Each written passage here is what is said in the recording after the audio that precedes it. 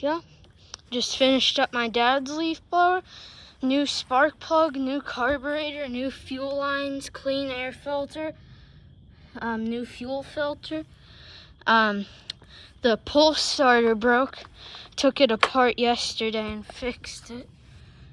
Let me turn the camera around. Maybe not. Let me see here. Because it used to not retract. Now if I pull it,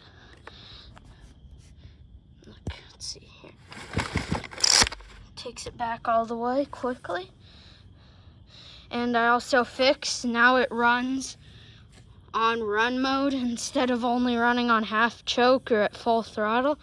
I put the second link to the blower on, so it's ready to go now.